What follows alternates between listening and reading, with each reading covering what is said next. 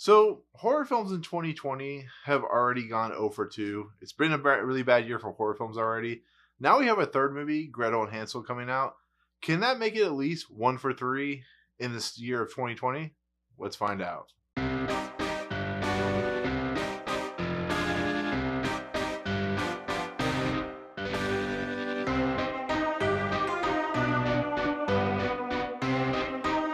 What's up, guys? Welcome to Movie Emporium's movie review of not Hansel and Gretel, but Gretel and Hansel for some reason. This is directed by Perkins. Before we begin, please hit that subscribe button to join Movie Emporium if you like my channel. Hit that notification bell at the top to find out what's coming next, and comment below on any video that you watch my channel. So, 2020 has not been a very good year for movies. It's January, it was to be expected. It has actually met my expectations on how terrible it really has been. But the horror genre, it just hasn't had a very good year so far. The Grudge and The Turning were terrible films. And so Gretel and Hansel with its trailer actually looked kind of like it had potential. I was actually kind of curious and kind of intrigued by it, and I was like, this is still a January movie, so it could be pretty terrible. And it's Hansel and Gretel, which I love that story because it's about two young kids who end up in the woods lost, and they meet this witch and she feeds them and they end up killing her. It's a really cool story, a very dark story. It's a children's story, so it is what it is. But this movie has a little bit of a twist to it. You know, the Gretel character, who is played by Sophia Lillis from the movie It. She's a much older kid. She's going through like a coming of age, like almost entering a womanhood. And then we have this young kid named Hansel, who is played by Samuel Leakey, and he is a very of his type kid who is just not very smart. You know, young kids are just, they have to be held by the hand because they make stupid mistakes, as kids do, and they are basically rejected from their mom. Their mom threatens to kill them, and they find themselves in the woods. They're very hungry, and as like the book, they come across a house, and the house has a lot of good food. It has a mysterious feel to it, and it's inviting. And we have this old woman who is played by Alice Krige, who is playing the Board Queen, and she is, as you think, she's very old. She has these black fingers and stuff like that, and she gives off like a soothing motherly feel to her, but she has a dark underbelly to her. She's very, like, there's something so unsettling about her, but somehow these two young kids are kind of just like pulled into her world. So it's like, you know what's going to happen, you know where this story is going to take place, but they are just so relieved that they're getting beds and getting food and so on and so forth. But the Gretel character, because of who she is and how the story is playing out, she feels uneasy. She's having nightmares, so on and so forth. So she's like very cautiously, not optimistic, but trying to be optimistic about the fact that they kind of have a home now. And as we know, the Alice Creed character is, of course, a witch, and she has her reasons. There's a story that plays out that Sophia Lillis tells her, brother about, and it kind of plays itself out. But a little bit of twist going on in here, makes the story kind of interesting and unique and kind of cool. It doesn't make it perfect because there's some things in here that are kind of convoluted and kind of just obtuse and just trying to be too much like The Witch instead of being its own thing. It doesn't make it a bad thing, because when I start talking about the cinematography here in just a second, it does work. But as a story, as it's trying to present itself, because it takes place in almost the exact same era and time frame as The Witch itself, but it doesn't use the old timey dialogue and stuff like that.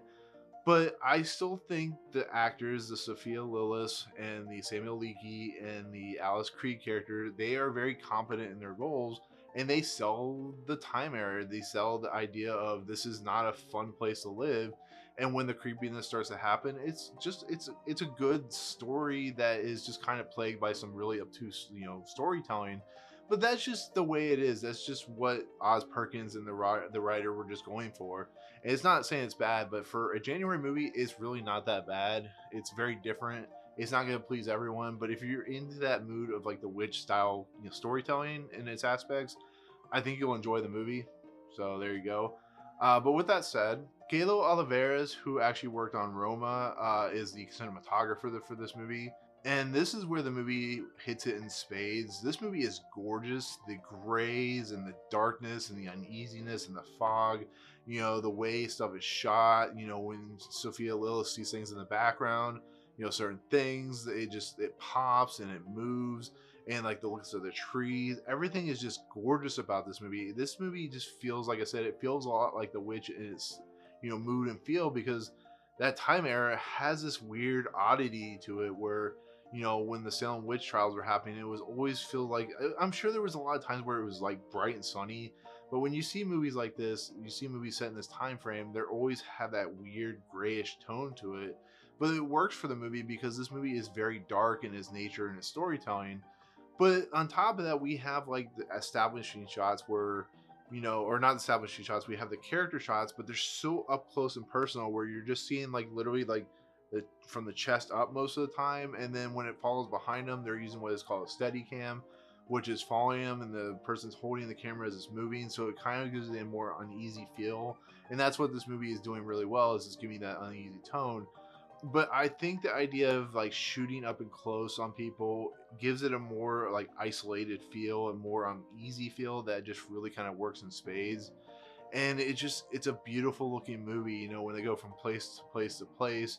Everything has like a very just like dour tone to it, and that's what just kind of sets this film apart from a lot of other horror films. And you can just tell that this movie is very inspired, because if you actually watch Roma, this isn't the cinematography of this movie wasn't the cinematography of Roma, but you could tell that it's very inspired by that movie too, because of how the close-up shots, how the feel of like the intimacy of everything, it just really does work. But it's not perfect, like I said. Sometimes it's just a little too much and it's a little too like shaky and stuff like that. So it's a cause and effect of the Steadicam stuff, but it happens. But for what this movie is trying to present, I think it does work. And this is the last thing I'll talk about. Robin Coder, who did the music for this movie, I actually thought was the composer for Mandy, because it's very similar in tone and nature and feel of like the very rocky and rock orchestra feel to it. It's a very uneasy, unsettling score. It doesn't always work. That's what this movie's big problem is. As a lot of stuff really works, and then a lot of stuff slowly doesn't work, so it kind of feels uneven in a lot of places. But the music, when it starts doing its unsettling nature, when it's inside with the Alice Krige and Sophia Lillis character, when they're starting to do their thing, and just how everything plays out, there's a really interesting tone to this music and the score itself that really kind of sets itself apart. And I think that's what my overall take on this movie is just the ideas are presented, and they're presented pretty decently, but there are underlying problems to the movie of just things that aren't well constructed, that things aren't well paced very well. The Samuel Leakey character kind of disappears, but there's no rhyme or reason why he's disappearing, and it just becomes kind of weird and kind of, like I said, convoluted. But I just think overall, I think this movie is a pretty decent horror film. I think it's very interesting. It's very entertaining. It's not perfect, but I think if you go in with that mindset of it's going to be kind of an perfect type movie, I think you'll enjoy it. So, but yeah, it's kind of a relief that at least we have one decent horror film of this year. It's going to be interesting to see what other people think about it, because it's a different type of horror film. But like I said, Sophia Lillis, Alice Krige, and Samuel Leakey really hit it out of the park. So, but that's it. That's my take on Gretel and Hansel, not Hansel and Gretel. Let me know in the comments below what you think about this movie if you see it. What do you think about The Witch as well? Do you like that? Do you not like it? But anyways, hit that subscribe button, join Movie Emporium, hit that notification bell at the top to find out what's coming next, and we'll see you guys on the next video. Peace out. What's up, guys? Thank you so much for checking out Movie Emporium. I really appreciate it. If you want to, go ahead and hit the subscribe button. Hit the notification button and the bell at the top. Find out what's coming next for Movie Emporium. Also, check out these 2 videos. They're amazing. I think they're awesome. I think you'll enjoy them too. But otherwise, thank you so much for watching, guys. We'll see you next time.